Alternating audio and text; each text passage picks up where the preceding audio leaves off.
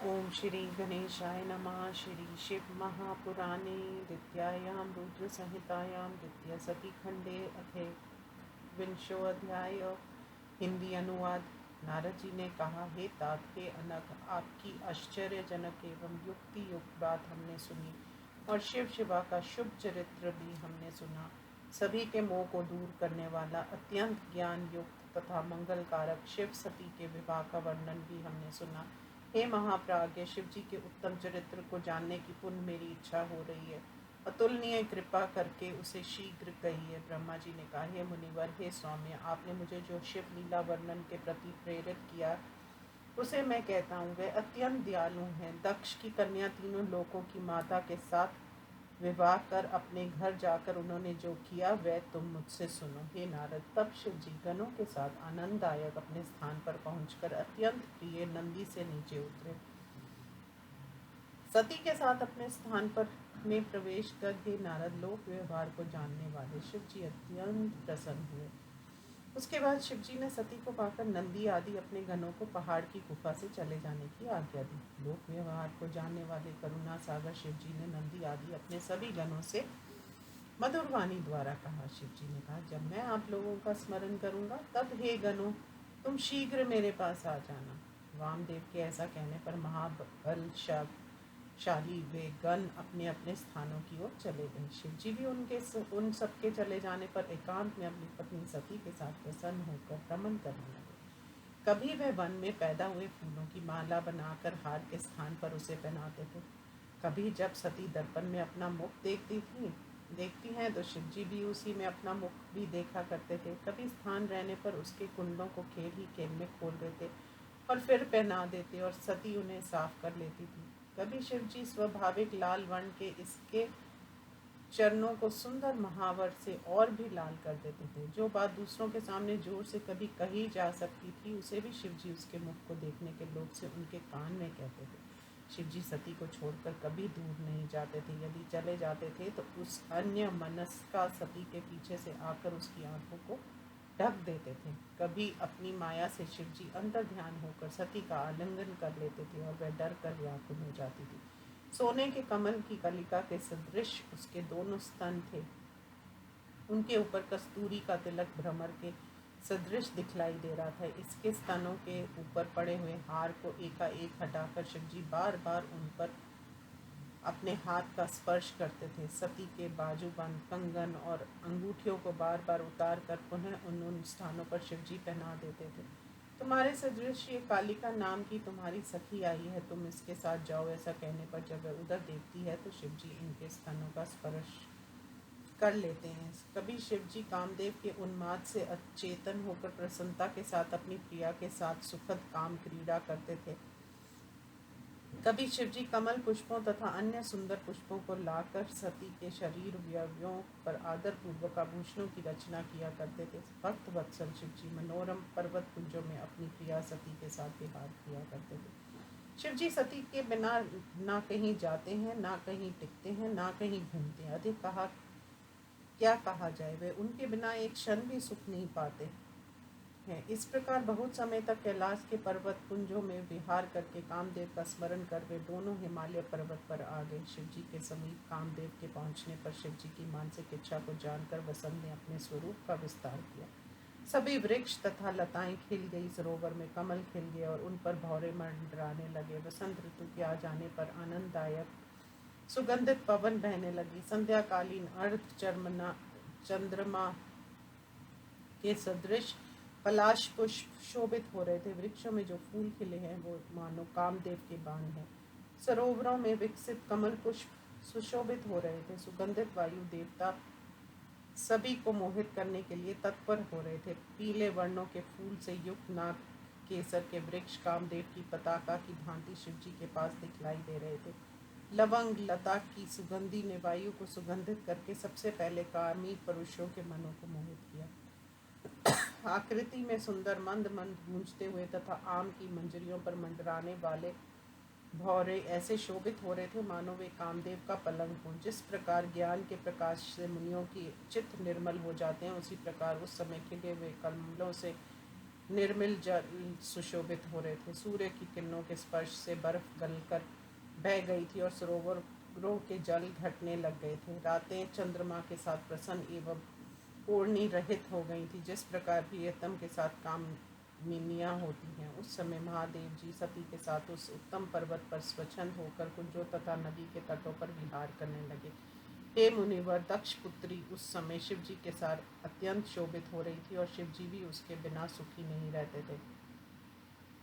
शिव जी के मन को प्रिय लगने वाली सती संभोग के संबंध में उसके रस को पिलाती हुई शिव जी के अंगों में प्रवेश करती जा रही थी। शिव जी भी अपने हाथ से गुंथी हुई पुष्प मालाओं से उनके अंग अंग को सुशोभित कर अभिनव मंगल किया करते थे। शिव जी भी आलाप से, देखने के प्रकारों से, हास्य से तथा संभाषण से सती को मानो अपनी योग्यता का परिचय दे रहे थे। उसके मुख चंद्र के अमृत पान से स्थिर चित्त शिव जी अपनी शारीरिक स्थिति का विशेष ध्यान नहीं करते थे। उसके मुख कमल की सुवास से, सौंदर्य से, नर्म क्रीड़ा से तथा सद्गुणों से गजराज की भांति शिवजी बंध गए थे। इस प्रकार हिमालय के कुंजों में, प्रस्थ भागों में तथा गुफाओं में शिवजी दक्ष पुत्री के साथ रमन करते थे। इस प्रकार क्रीड़ा करते हुए 25 देव वर्ष बीत गए। इस प्रकार श्री शिव महापुराण में सती शिव क्रीड़ा वर्णन नामक 21वां अध्याय समाप्त। अथ द्वाविंशो अध्याय।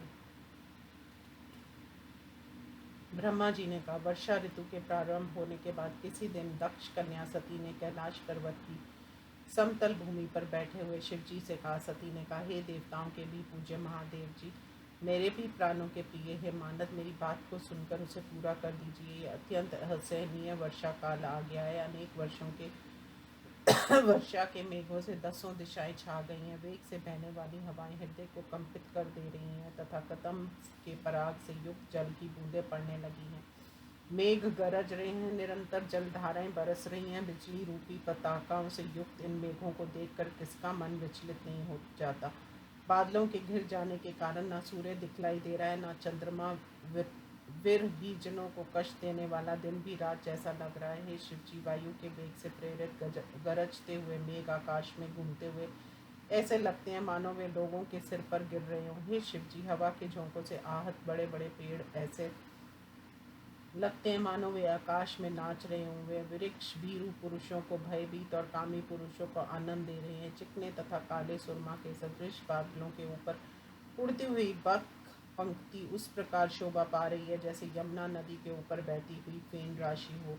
हे शिव जी, मेरी कलाई का ये सुवर्ण कंकन रात्रि में वैसा दिखलाई दे रहा है जैसे समुद्र में प्रदीप वडवानल अग्नि होता है। हे शिव जी, इस समय मंदराचल पर तथा अपने आंगन पर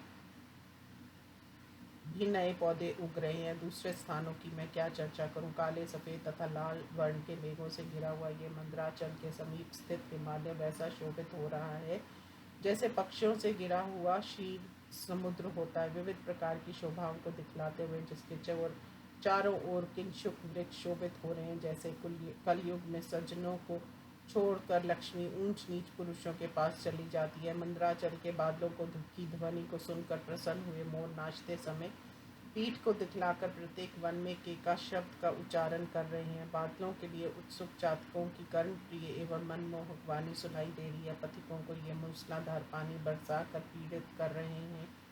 बादलों की दुर्नीति को देखिए, ये ओले बरसाकर मुझे तथा मोरों चातकों को पीड़ित कर रहे हैं। मोर तथा सारंग का मित्र से भी प्राजाएं देखकर वे प्रसन्नता से मानसरोवर के समीप चले जाते हैं। इस विषय में विषम समय में कौवे, चकोर आदि भी घोंसला बना लेते हैं। आप बिना घर कैसे शांति लाभ कर सकेंगे। हे शिव जी, मुझे आज बड़ा भय लग रहा है। अंत मेरे कहने से आप घर का निर्माण कीजिए। कैलाश में, हिमालय में, काशी में या कहीं भी भूमि में निवास के योग्य घर बना लीजिए। ब्रह्मा जी ने कहा। सती के इस प्रकार कहने पर शिव जी बार बार हंसे और उनके सिर पर स्थित चंद्रमा के प्रकाश से वह स्थान प्रकाशित हो गया। उसके बाद सभी रहस्यों को जानने वाले शिवजी ने सती को प्रसन्न करने की इच्छा से कहा। शिवजी ने कहा, मेरे मन को हरने वाली प्रिय, तुम्हारे लिए जहाँ मुझे घर बनाना है वहाँ कभी भी बादल नहीं जा सकते। ये मेघ वर्षा ऋतु में भी हिमालय पर्वत के मध्य भाग तक ही विचरण कर पाते हैं। हे देवी, ये बादल कैलाश पर्वत के मध्य भाग से कभी भी ऊपर नहीं जा सकते हैं और पुष्कर पुष्करावर्तक आदि बादल से सुमेरु पर्वत के ऊपर स्थित जामुन के वृक्ष की जड़ तक ही जा सकते हैं।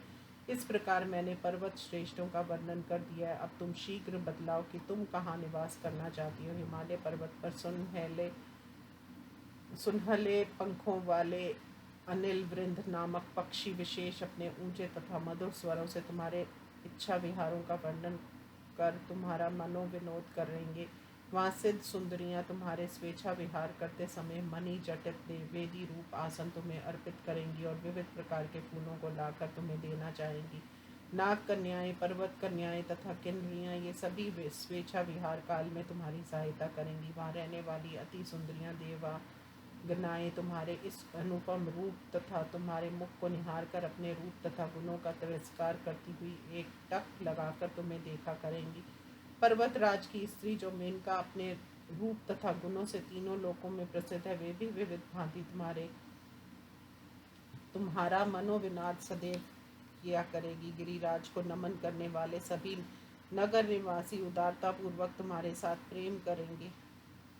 यदि तुम कभी चिंतित भी रहोगी तो वे तुम्हें प्रेम पूर्वक शांति प्रदान करेंगे। हे प्रिया, कोयलों के आलाप से आनंदित कुंजों तथा वसंत की बहार से युक्त स्थान में जाना चाहती हो अथवा अनेक सरोवरों से पूर्ण सरस शीतल कमल पुष्पों से युक्त गिरिराज हिमालय पर जाना चाहती हो, वहां जाकर तुम संपूर्ण मनोरथों को देने वाले कल्प वृक्ष को, हरी भरी भूमि को, विविध प्रकार के पुष्पों को, हाथियों घोड़ों तथा गायों के समूह को आनंद से देख के साथ देखो। यहाँ के हिंसक प्राणी शांत हैं, देवालय यतियों मुनियों से घिरे हैं। हे महामाया, ये स्थान अनेक प्रकार के मृगों से परिपूर्ण है। सोने चांदी तथा स्फटिक मणि से निर्मित दीवालों से शोभित एवं मानसरोवर की आभा से चारों ओर से सुसज्जित, ऊपर के से रत्नों वाले सुनहले कमल कुंडमलों से घिरा हुआ और भीतर से अनेक सूसों, कछुओं, मकरों एवं रत्नों से परिपूर्ण वह मानसरोवर है।